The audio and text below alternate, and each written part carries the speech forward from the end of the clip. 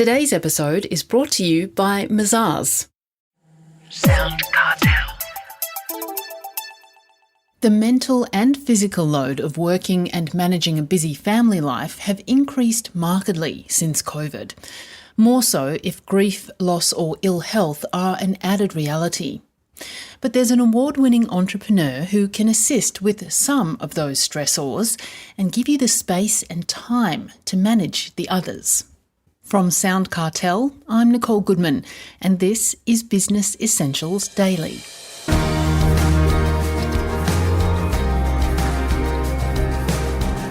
During peak chaos, just having a cleaner come in can be a godsend, but it doesn't give you back a lot more time or flexibility. Sarah Agboola is the founder of mtime, a service that matches stressed-out, time-poor families with a moncierge, a person who supports the household by cooking, cleaning, babysitting and even grocery shopping. So successful has the business been that mtime currently has a waiting list of families desperate for the service. It's no surprise then that in 2022, Sarah was named in the Forbes 30 Under 30 list and won the Women's Agenda Small Business Leader of the Year. Sarah lets me in on some of the strategies she used to grow the business, but she starts by explaining where the inspiration for mtime came from.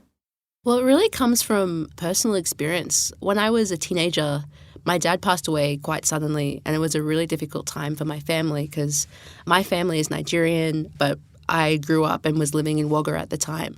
So when he died, we were really quite isolated from our extended family. And just seeing my mum manage working full-time, looking after 3 kids, whilst trying to deal with her own grief. And I thought, there isn't anything there that can actually just go in and help her specifically with what she needs in her day-to-day when she's trying to parent.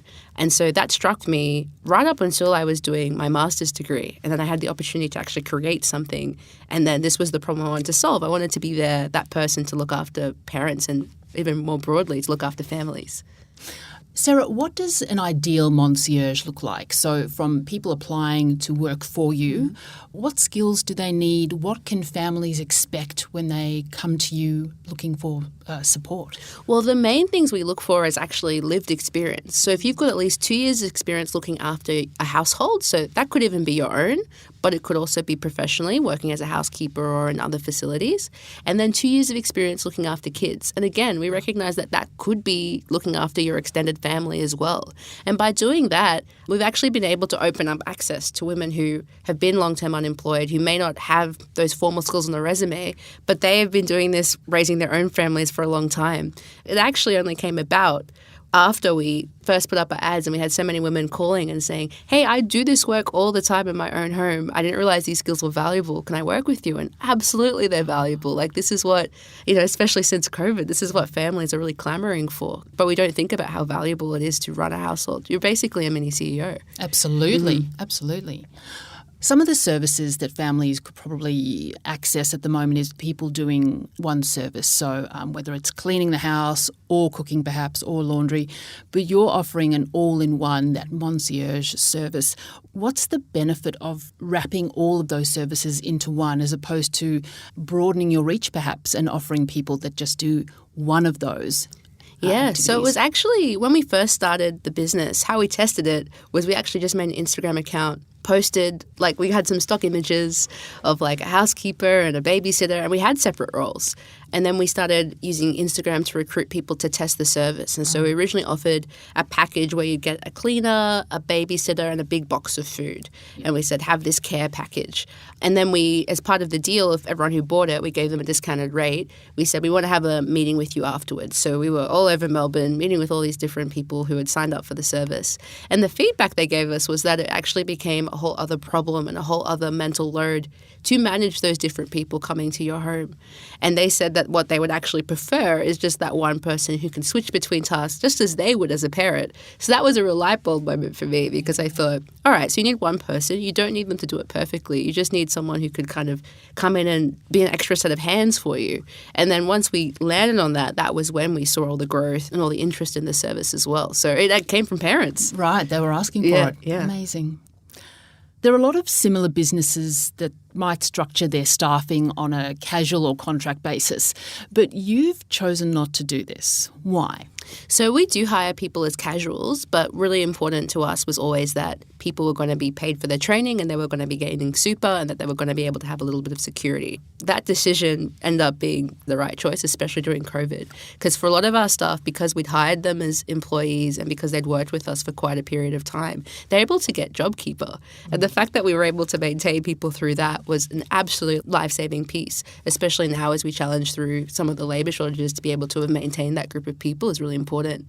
And it really came down to the fact that I wanted to be able to provide that training about what we call our culture of care. Like, how do you make sure that you're looking after someone? We know that you're not going to come in and be the expert cleaner or the expert nanny or anything like that. But what we do want you to have that expertise in is actually, how can I go into this family's home and alleviate what they need? How can I be empathetic? How can I be proactive and caring? And to be able to train them in such a way, I didn't want to use just contractors who could come and go. I really wanted that stability and commitment for the families. You launched mtime pre-pandemic in 2017. How was the business received when it launched, and how has the need changed since 2019? Well, pre-COVID, it was quite funny. Every time I would tell people what I was working on, especially if they were a parent, they're like, where were you when I first had my kids? I'm sure. Yeah, so it was always like really quite positive feedback. But it's so bizarre to say this because the biggest challenge that we had before, especially because I had bootstrapped the business, I had 2 casuals working with me. And so just resourcing was really difficult. So we could never really grow in the way that we wanted to. But since COVID, it has just absolutely exploded in terms of customer demand. One of the most interesting things for me is that we're having a lot more men sign up since COVID than we did before COVID. I don't know if this is true, but I just wondered if because more men were being at home and seeing that load, because even the questionnaires we have when people sign up, they explain their reasoning for joining and they're like, often it was like, I just can't do this, it's too much at home at once. So now the split, it's still mostly women who sign up for the service, but there are significantly more men, which I'm personally thrilled by that. I'm hoping it's a good sign for more equal distribution of labour and things like that, of people more, even just recognising as well and recognising the value of the work that's predominantly done by women. Yeah. So that's one of the biggest changes. And then the other is just like it's flipped of, we've got so much demand, but then the labour side has been really, really difficult. So it's just been that careful balance about how do we manage expectations. And it has been tough this year talking to customers, letting them know that we're doing our absolute best. But unfortunately, this is a problem that is beyond anyone's control. Yeah. But really fortunate that most people are really understanding, and the staff that we are able to get on board, that we're still able to see those relationships come into play. Yeah. You've also said that you built your own CRM rather than going off the shelf. Why make that decision? Why add that to your list of stresses? Well, to be very honest, I would have loved for there to be an off-the-shelf solution. I'm not a technical person. It would have enabled us to scale a lot faster if there was something that existed. But the truth of it was that there just wasn't anything that actually did what we needed it to. Because for our onboarding process for both families and concierges, it's quite detailed. On the concierge side, because, it's someone going into someone's home, there are so many different checks that we need to get through, and there's so many different compliance documents. And just to have a hub for our concierges to go to be able to get all of that was really important, just to make things a lot more easier. We don't want to make it too arduous to get the role. Then on the family side, we get so much information from them and we use that to match them with a concierge, like profiles on both sides, and to be able to aggregate them together. We have so many different data points that there wasn't really anything that would help. And the other most significant thing, which to this day I still am surprised that it's not more clearly available, is that we use a subscription. Like, we match the person and then they're together. It's not that you can just kind of put anyone into the home. We need them to be someone the families had a relationship with. Sure. And there wasn't really anything that fit that. So that was what made us say, all right, we've tried to find something, and boy, did we try to find something that existed. We just needed something custom. You've achieved a number of awards over the last few years for your outstanding entrepreneurship, but there are rarely overnight success stories, as we know.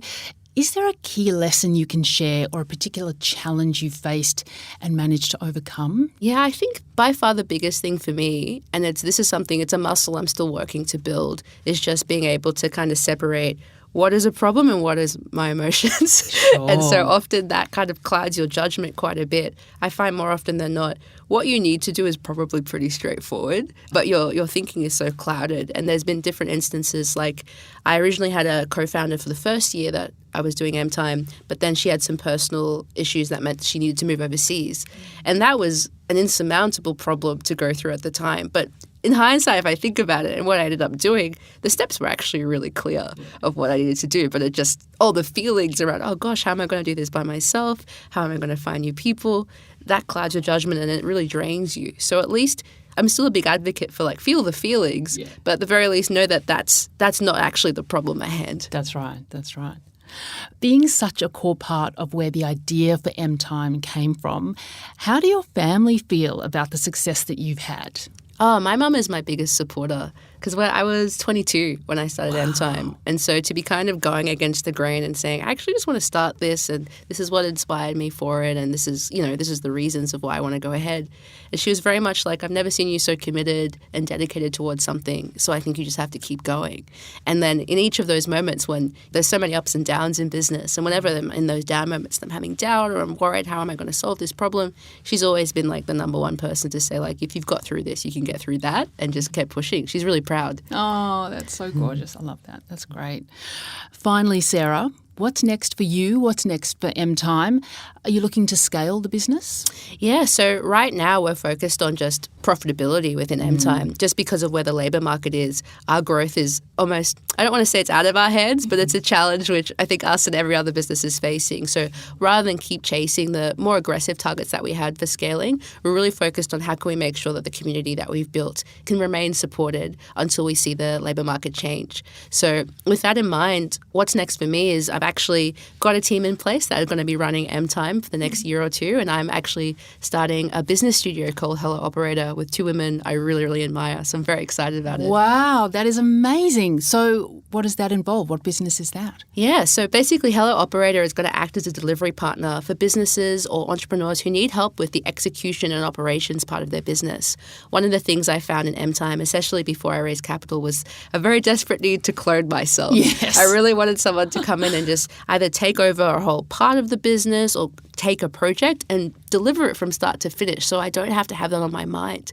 But it was really hard to find people who could do that. Usually I found that I needed to find a group of specialists who had those skills, or they might be too senior and they might only do strategy versus too junior and won't do the operations. So I thought, as I was talking about this, when I was thinking of what my next steps were, the other women I'm working with were like, yes, this is the problem we had when we were running our businesses. Why don't we actually just support and take all our learnings and work on new challenges and help people, scale out their operations? Yeah. And I'm really, really excited about it because one of the things that makes me so passionate and why I loved working on mtime is each time you can see the direct output of your efforts. And that's so important to me. So I'm really excited to do that for other businesses.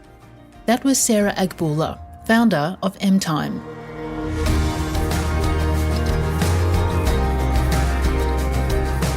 This episode of Business Essentials Daily is produced by the team at SoundCartel. Thanks for listening. I'm Nicole Goodman. We'll bring you more Be Daily tomorrow. Follow @BE Daily Podcast across social media and head to bedaily.com.au for more from the Business Essentials Daily podcast. SoundCartel. This episode was brought to you by Mazars. To find out more, visit mazars.com.au. That's mazars.com.au.